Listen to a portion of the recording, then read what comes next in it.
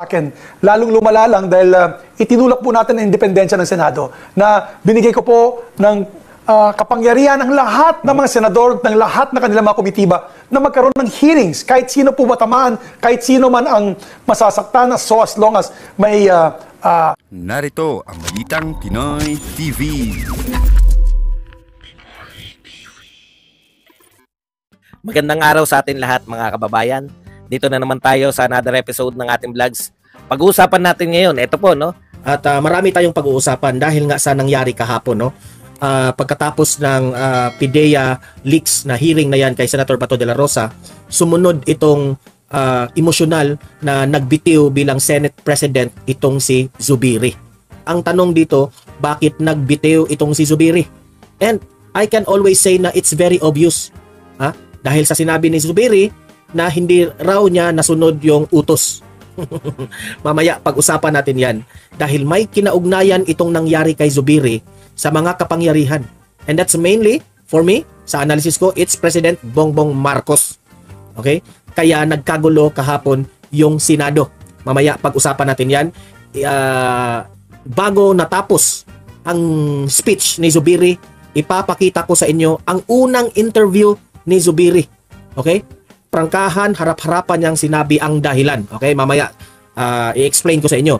Pangalawa nating pag-usapan, nagsalita na rin itong si Cheese Escudero, ang bagong Senate President na pumalit dito kay Zubiri. Okay? Nagsalita na at may revelasyon ring ibinigay na mensahe. Interview exclusive interview ito kay Cheese Escudero sa isang mainstream media na interview. Okay, mamaya i-explain ko yan. Pangatlo nating pag-uusapan, itong si Presidente Bongbong Marcos. Nagpaabot ng mensahe kay Cheese Escudero. Nagpahayag ng suporta sa pagiging bagong leader ng Senate o Senate President itong si Cheese Escudero. Okay, marami tayong tanong dyan. Ito ba ay planado? Gusto ba ni Presidente Bongbong Marcos na si Cheese Escudero ang papalit? Planado ba yan? Okay, so much with this. Pero bago natin ito itatalakay, help me po na i-like, i-share itong ating video para kakalat ito sa taong bayan. Importante ang taong bayan dito, okay? Sabay-sabay nating i-like at i-share itong video natin, Facebook at YouTube, sa Donmar TV, 1, 2, 3, go! Thank you very much. And also guys, paki-subscribe, paki-follow itong Donmar TV kung hindi pa kayo nakasubscribe para lagi kayong updated sa mga balita na kagaya nito at ma-notify ang mga cellphones nyo kung meron tayong breaking news, okay? Sabay-sabay nating i-follow at i-subscribe ang Donmar TV, Facebook at YouTube. Sabay-sabay, 1, 2, 3, go! Ayan, naka-follow and subscribe na ba? Bati-bati muna tayo. Ami Cabrera Davao, ayan, atong ating moderators from Saudi Arabia. Shoutout sa mga Pilipino dyan. Like done, tapos na. DJ26 Giroy, good afternoon Sir Donmar. Have a nice day to everyone. Ayan, maraming salamat DJ26. Ayan, watching from Dubai. Test di Duro, malapit si Escudero kay Bongbong Marcos. Kaya nga, si Liza dahil ninong si Escudero, si Bongbong Marcos sa kasal. Ayan. Ami Cabrera Davao sa Planado na Dilawan, si Mr. President Yubing Pakinggan. Good afternoon, Donmar, watching from Liloan, Cebu. Ayan, shout out sa mga taga Liloan, Cebu. Marami tayong mga kaibigan dyan from Liloan, Cebu. Tapos na ba yung fiesta sa Liloan, Cebu? I think summer yun, di ba? Okay. So, simulan na natin kagad. Okay? Ito ngang usapin tungkol dito sa pagbitiw ni Zubiri bilang Senate President. Ano ba talaga ang dahilan dito? Okay? Malalaman natin ito through sa interview, unang interview talaga ni Zubiri. Okay? Pasok! Zubiri! Samantala, sa iba pang balita, may bago na hong liderato ang mataas sa kapulungan ng Kongreso matapos mahong magbitiw bilang Senate President itong si Senador Juan Miguel Zubiri. Bakit nagbitiw si Zubiri? Ano ba talagang dahilan? Kasi ang mga tanong ngayon ng taong bayan, nagbitiw ba si Zubiri dahil hindi niya nasunod ang utos ni Presidente Bongbong Marcos? Nagtatanong kami. Kaya alamin po natin sa kanya ang dahilan. Dahil ba ito sa away ng Chacha? Dahil ba ito sa PIDEA hearing ni Bato de la Rosa na hindi napapigil ni Zubiri? Yan ang malaking tanong. Agad po niyang pagbitiw sa pwesto at ang kanyang saloobin naman sa nangyaring rigodon sa mataas sa kapulungan ng Kongreso. Live mula sa Senado, makakasama po natin si Senador o former Senate President Juan Miguel. Ito yung pagkatapos ng kanyang speech sa Senado. Nagpa-interview kaagad itong si Zubiri sa Net25. Zubiri, mayong gabi, Senator. Yes, maayong gabi sa tanan, kapaminaw. Sa lahat po nakikinig po na yun, magandang gabi po sa inyo lahat. Opo, Senator, si Alex Santos po to. Kasama ko po si Ali Soto dito po sa Net25. Senator, bagamat batid na ho namin ang inyo pong talumpati kanina, baka meron ho kayong gustong i-share sa amin po. Ano ho bang punot dulo nito na pagpapalit po ng liderato ng Senado? Alam mo, Tingnan nyo ang mukha ni Zubiri. Emotional. Very emotional. Kasi alam niya, for the past 2 years, I think 2 years, di ba? And for the past months, nahihirapan siya. Alam ko, kitang-kita ko sa mukha ni Zubiri. Nahirapan siya. Nahihirapan na siya. Bakit siya nahihirapan? Kasi, ginawa ni Zubiri ang lahat para pagserbihan ang taong bayan. Ha? Ginawa niya ang lahat para malinis, effective, productive ang Senado at saka makapagserbisyo ng taong bayan. Pero anong nangyari? Di natin alam, baka pinagalitan, ha? Baka pinagalitan ito ni Bongbong Marcos o ni First Lady Liza Araneta Marcos. Okay? Ito lang ay posibilidad lamang po, analysis natin, okay? Sa ating opinion. Baka inutusan ito na pigilan na yung PIDEA leaks na yan dahil nasisira kami. O yung chat siya na yan, bakit tinutulan mo? May mga plano kami dyan. Hindi natin alam, baka ganun. Kaya hirap na itong si Zubiri. Baka siguro ito yung dahilan na nagbitiw bilang Senate President ito. Tinyo. Alex and Ali, nung January pa lang, nung kinontra po natin yung People's Initiative, naramdaman ko po na parang mga kaalyado natin, mga kasamahan natin. Imagine that one, ha? Mismo galing sa kanyang bibig, kaalyado natin. Ay May hindi, ang naiisip ko dyan, yung sinabi niyang kaalyado natin, wala nang iba doon sa Kongreso, si Tambaluslos. If you could remember, yung birthday ni, sino yung matanda na nandyan sa Malacanang, na nag-birthday, na nagkatagpo itong si Zubiri at itong si Martin Romualdez. Diba? Ipinalabas pa nga nila na, walang away. Walang away ang Senado at itong Kongreso. Walang away. Kasi nandun, Enrile pala, yung birthday ni Enrile, doon sa Malacanang. Invited itong dalawa, si Zubiri at si Romualdez. Nagkatagpo sila doon. Ipinalabas nila sa media, ito namang media, naniniwala kaagad. Sabi nila, wala, okay lang kami. Magkaunawaan yung Kongreso at yung Senado. Diba? Yun ang ipinalabas nila. Sino lang ang vlogger na nagva-vlog na sabi ko, plastikan lang yan? Ako yung nagsabi dati yan, na nafe-feel ko, napaplastikan ako, itong si Zubiri at si Romualdez. Doon sa birthday ni Enrile, napaplastikan ako sa kanilang pagtagpo. Sa totoo lang, yun ang nafe-feel ko. Pero ngayon, anong nangyari? Ano ang nangyari? Nagbitiw na si Zubiri. Dahil sabi niya dito, ha? Dahil dito sa mga kaalyado ko. Ayan. Alex and Ali, nung January pa lang, January pa lang, kinontra po natin yung People's Initiative. yung PI.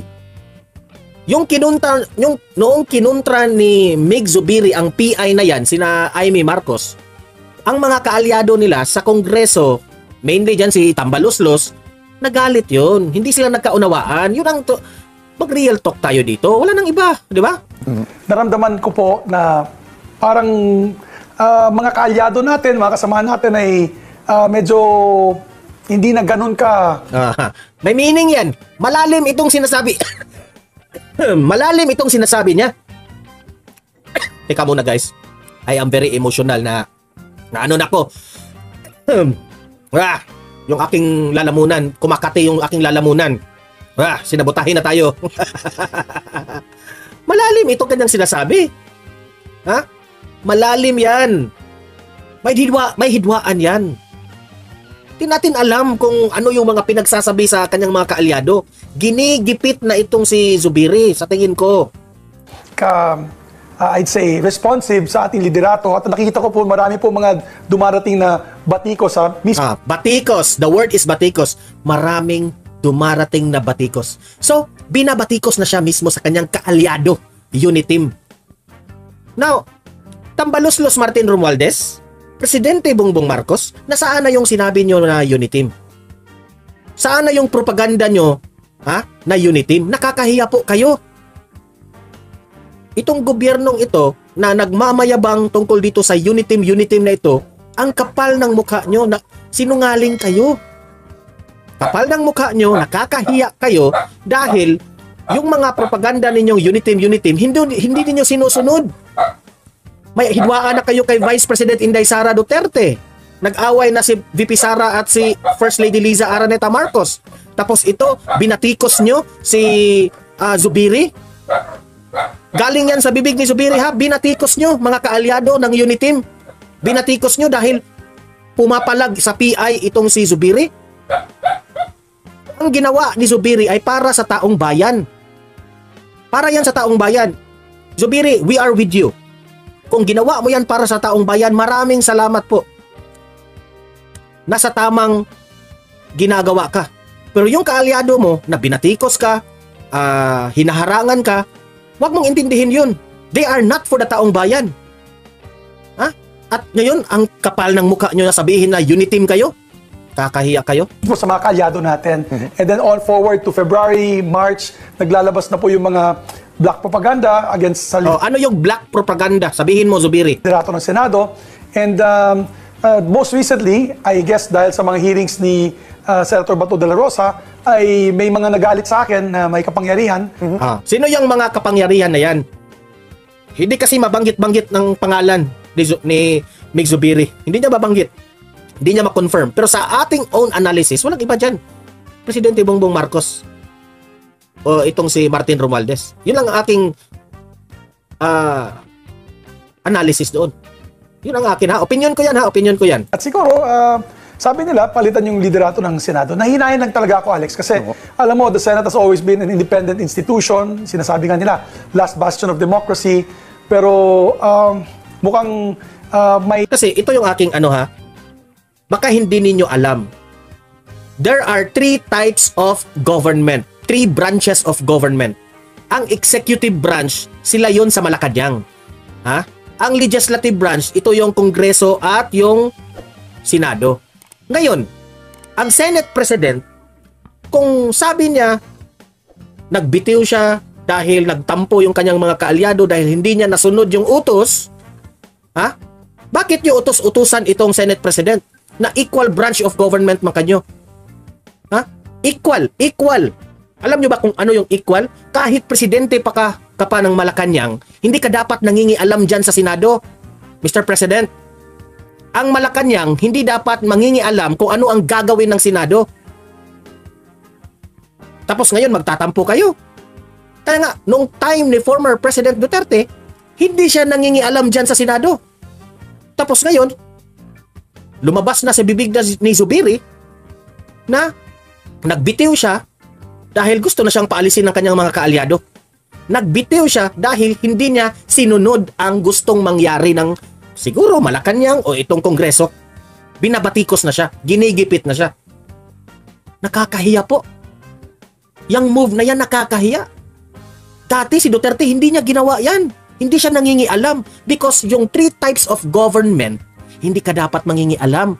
Ang Senado, hindi dapat mangingialam sa executive branch at sa judiciary branch.